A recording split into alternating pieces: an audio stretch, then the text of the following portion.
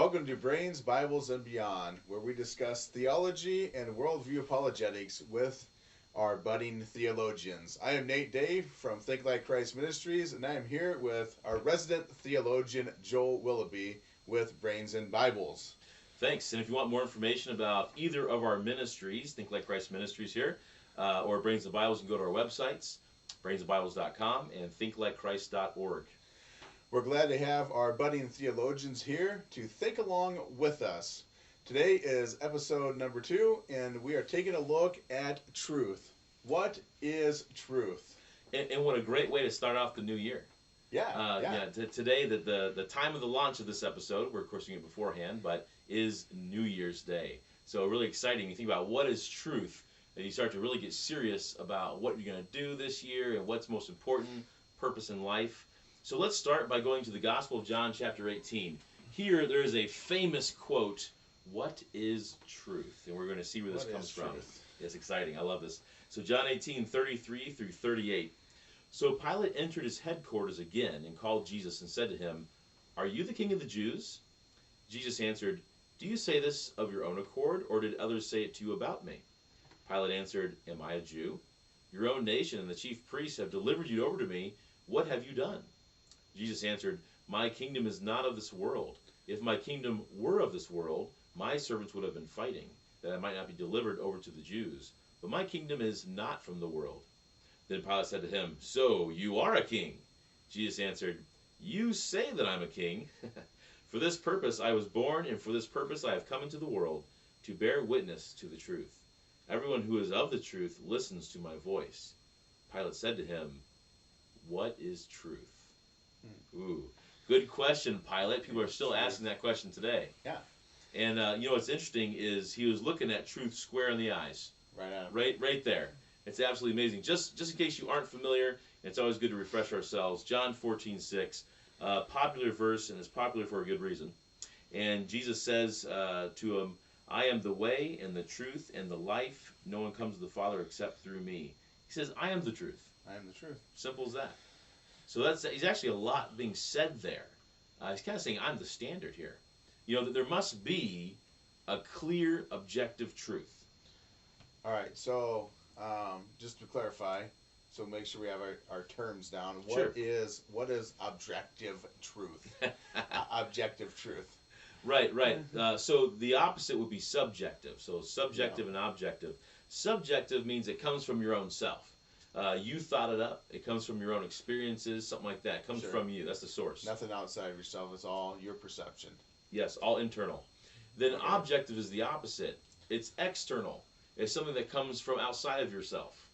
So there has to be a clear objective truth. In other words, some kind of standard that is outside of mankind that mankind would have to measure up to. Sure. And so we want to investigate this to see what that standard is. Right. If you pick the wrong standard, you might as well just pick yourself.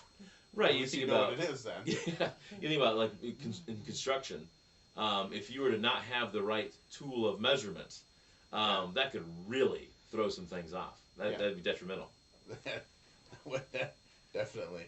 One time I was in a conversation with somebody, and they were trying to say how we all kind of believe the same thing. Sure. Like Hinduism, Islam, Christianity, Judaism, all these things. Really, it's all the same. And so we had a little bit of a conversation about that. And the final thing that I said before I kind of lost it was I said, we can all be wrong. And he kind of liked that idea. He's like, yeah, we can all be wrong. Yeah, he was happy with that. I said, but we can't all be right. Okay. And he didn't like that. He didn't like that. Didn't like that one too much. That's all I said, and I said very calmly, but there was, but it hit home. It's what happened. Yeah, well, I think a lot of times the fallacy is, we look at some of the moral teachings even of some of the different religions, and see some similarities. Hey, let's be nice to each other. Well, yeah, I mean we can all agree on that, and that in a lot of cases is true. But how we get to that point is usually not the same way. Right. And ultimately, the standard of which we have to live by is usually not the same. Yes, all the similarities are just surface level. Yeah, surface level things. Yeah, the differences are actually what matter the most. Exactly. That's what really changes things. But anyways, so I would say even my shirt here, it's a certain color. Okay, what color is this? Well, we're dudes, right? Purple? Red? You know what? It was a bad. Your shirt's easier. Magenta. Okay. We're right. two guys who have different colors. I have gray shirt. Yeah, that was easier. Yeah, that's gray shirt with white letters between there. Black and white. Yeah. And gray. So what's definitely not true, because this actually the color of my shirt. If you're watching the YouTube, you see it. Maybe there's a lady here or something that she can say, I know what color this is immediately, but not us. Okay. I really don't know what it is. Right, yeah. But I can look at your shirt and go, well, that's blue to me. Or I think it's maybe green today. Wrong. Yeah. Well, but why? Why can't I just have my own subjective truth? You can have it, but it's still wrong. So there's still a standard. My shirt is gray, right. and there is somebody has a color palette somewhere, and it says gray is gray. Right. There's standards for all these obviously things. There's different shades of gray and different that, but it's still gray. Absolutely. So I kind of have 3 categories that truth has to line up with.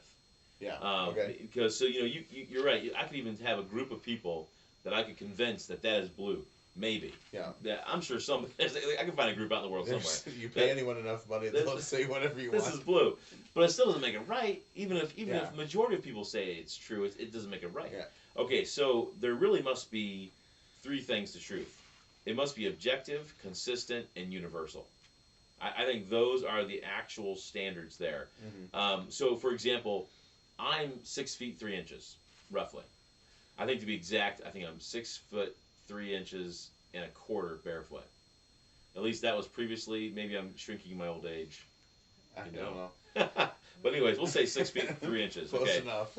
Yeah, this is the example though. It's objective. There's actually a standard of a foot. We can go measure you to find out exactly what you are. There's actually places in the world that actually have the standard ruler that all other rulers must measure up to. It's really interesting. So there actually is a set objective standard that everything else must measure up to. Now, it has to be consistent. In other words, it can't change from yesterday to today to tomorrow, but it has to be the same. Yeah. So the truth must be objective, consistent, and universal all around the globe. Now, a lot of people use the metric system, but that doesn't matter. I'm still saying 6 feet 3 inches. That's a real thing. That's objective, consistent, universal. Right. So that would be an appropriate truth there. Just because 98% of the rest of the world use a different standard doesn't make them right. Maybe we'll get there one day. I don't know. So I guess that brings us to another question here. We're thinking about, must there be a clear objective truth? Well, yes. Objective, consistent, universal. Mm-hmm. But there's a bigger question out there. Where does truth come from?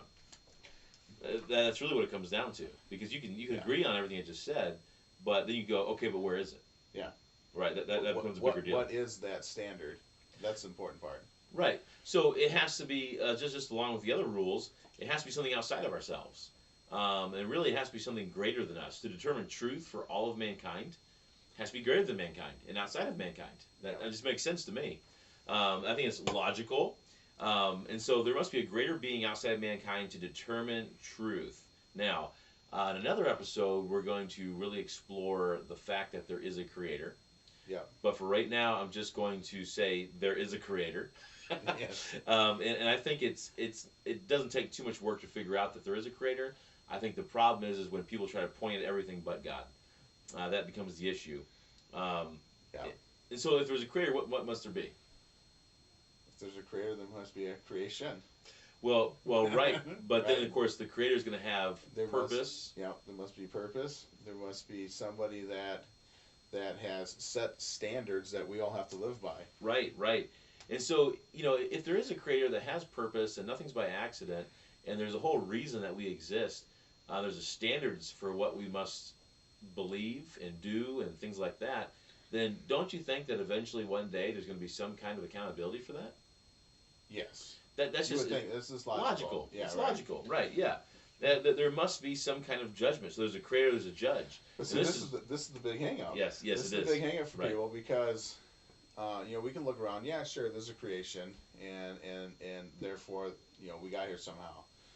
But when I have to acknowledge that there is a personal God who has set standards for my life, that's the part that bothers people. Right. Because now I have to submit myself to somebody else. It's rough. It is. Mm-hmm. Somebody that I don't have control over, somebody that has set a standard that I had no say in, and now that is my standard to live by. Right. Yeah, and that's the big hang-up for everyone. I think the beauty, though, because like I would have I'm the kind of guy that I naturally have a problem with following the rules. Like it's something I have to work at. And guidelines. Yes. Rule is not the correct. What's the difference between a rule and a guideline? Nothing. Well, a rule has consequences. That's what I always say. Rule. You break the rule, something bad's gonna happen. Sometimes the guidelines got consequences too. Then they're rules. There we go. Anyways, everything matters. Truth matters. If something is true, wouldn't you want to know? Powerful question there. Wouldn't you want to know? Yeah, but you would think so. I think that when I'm in a conversation, I cannot say, will you be open-minded, as I talk about Jesus Christ? Yeah. I can't say that. No. Because whatever I ask them to do... You're not open-minded. Right. It has to bounce back to me. Yeah. Now, I'm very closed-minded about several things. Now, I am open-minded about some things, but not with scriptural truth. Jesus Christ is God, is man. He died for me. He rose again. All those things I'm very closed-minded on. Yeah, because you have to believe those in order to have the faith that you have, in order to... Well, right. In order for salvation, there's certain things you have to believe. Basic premise. It's not up in the air things like we could argue about who the best quarterback is. Oh, right. That'd be something open minded about, because it doesn't matter. And there's no way of really knowing because what you're comparing is just subjective things. Mm-hmm. When it comes to objective, you got to be closed minded. Right, because those things. Everyone is subjectively trying to understand what's most important. But with something like life, spiritual things, purpose of existence, there is objective truths that we must measure up to. It's not subjective. Big difference there. You're right. So what I do is instead of asking someone if they would be open-minded, I just say, "Will you seek truth at all costs?" Yeah. And that's actually a tough question. I always get someone to really think about that one. I say, I want you to really consider what I just said. Will you seek truth at all costs? I will. Yeah. And that kind of puts the standard up. We're both doing that. And so often that's people kind of shy away from that really. Yeah, because they're afraid they're wrong and therefore they'll have to change. Yeah. So I just think it's important if you're gonna have a conversation like that you have to be open to being wrong. But if evidence is right in front of you, you must be able to say, "Oh, there it is." Yeah.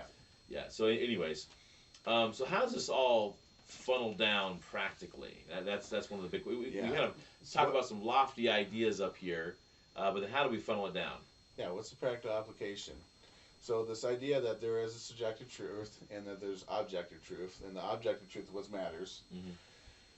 And who creates the objective truth, which is our Creator. He's the one who sets the standard that we live by. Why does that matter? Why can't I just say, you know what? You want to believe in that God, that's fine, but I'm gonna believe in my God over here. Or if we don't even go that far, but just as a Christian, I have my truth. The truth is this. Why do I have to live by this? Why do I have to make a stand on truth? Why is it important for me to tell other people what the truth is? Right. You know what? So, kind of tying into that, but as sort of a runner-up to it, we live life knowing that objective truth is most important. So I want to throw a couple examples out there so we all understand that this is not just something that only has to do with the Bible or spiritual things. If I go to my bank and I'm wanting to withdraw money, I am counting on an objective truth. I'm counting on a certain amount to be in my account because of deposits and withdrawals. Okay. Mm-hmm. Now, what if the bank, their own subjective truth, just says actually you have no money, and then they say your truth of this $600 and something total is actually your own subjective truth. It's your truth. This is my truth, and so go ahead and walk out the door now because we're the one with the money, and we say subjectively that you don't have any. That, who would stand for that? Who would just say, "Well, good for you"? In that case, you do like I did and you change banks. Right. Right. Yeah, it wouldn't make sense. It'd be very faulty.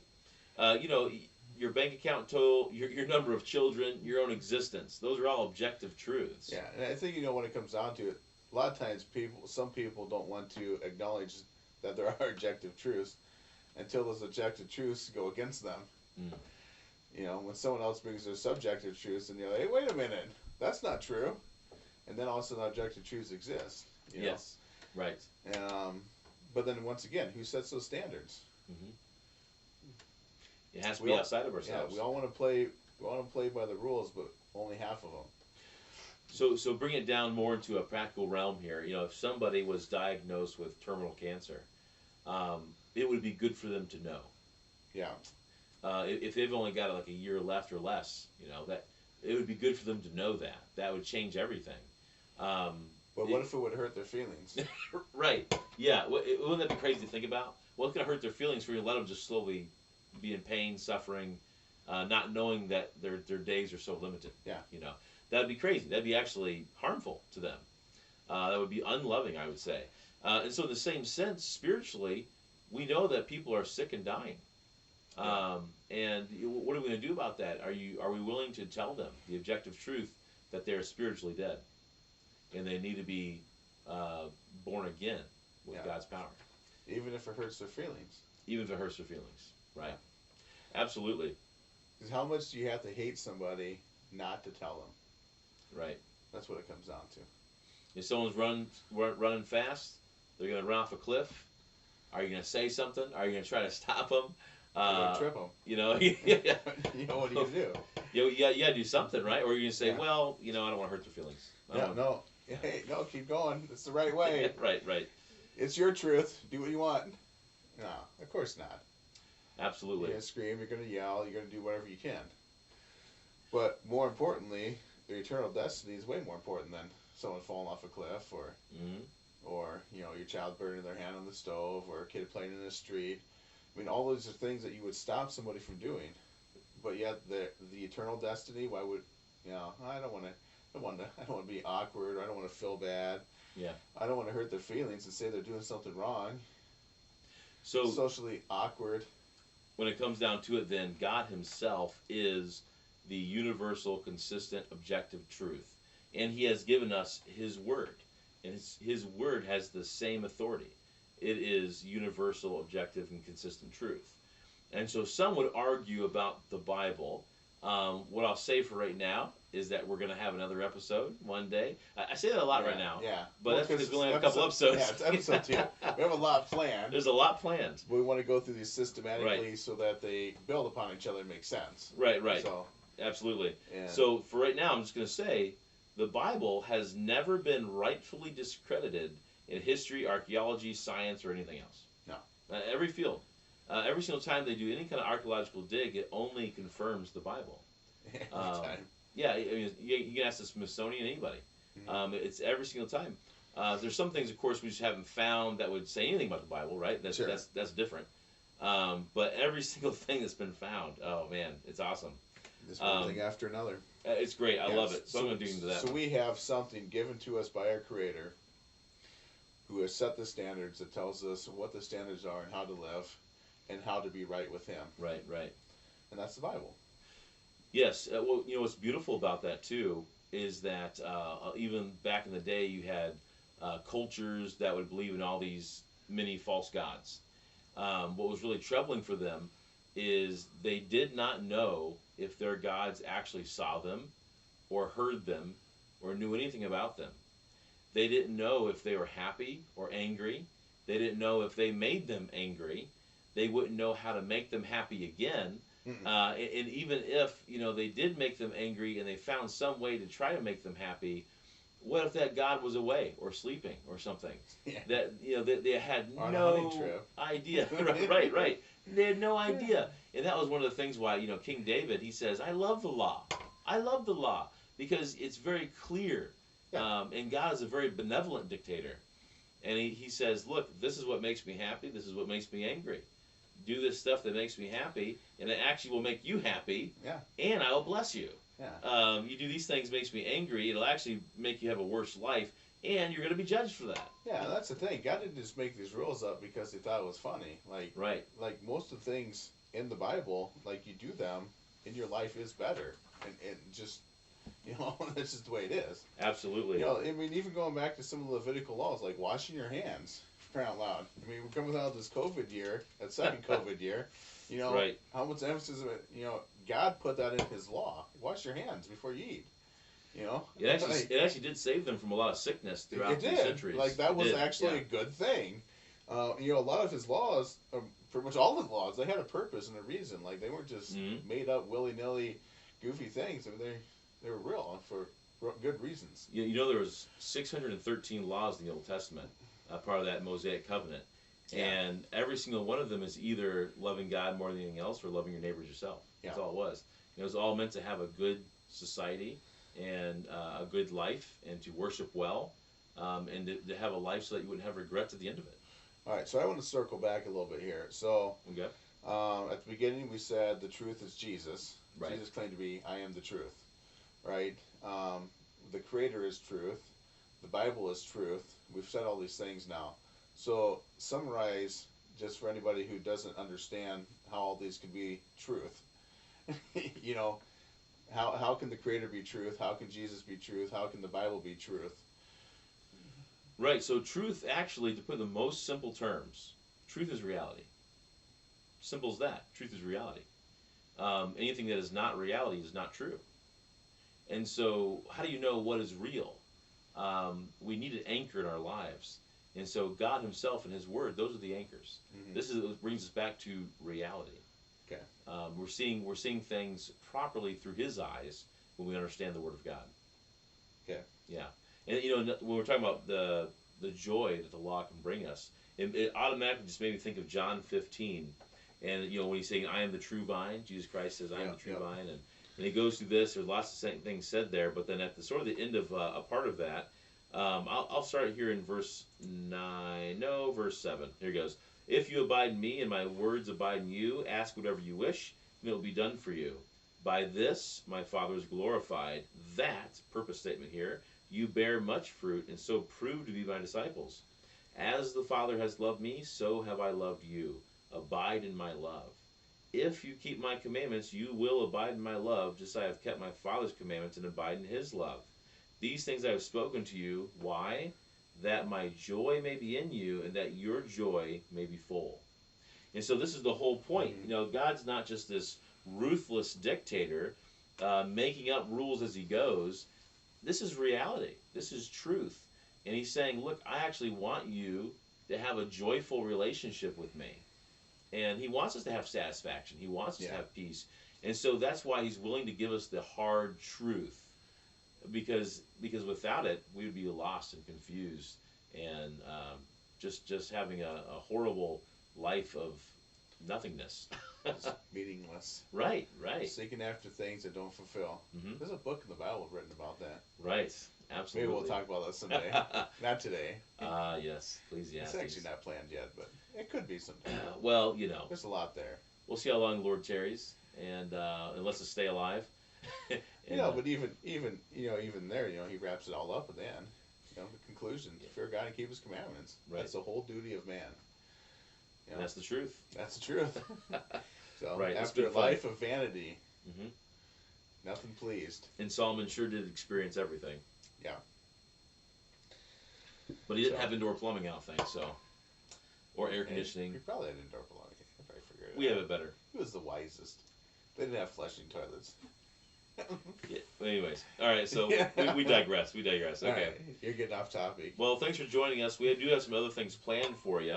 I dropped my script down here. Let's see. Next episode is going to be What is the Gospel? Oh, yes. Episode number 3. Also, coming up later in February, we're actually going to have a men's conference, February 19th, so keep that on your calendars. Right. And don't forget to register at thinkthatchrist.org. And what else we got? Anything else coming up? That's about it. That's episode 3. All I can think of right now. Yeah, that's... Episode number 3 is next month. What is the gospel? Awesome. Thanks for joining us.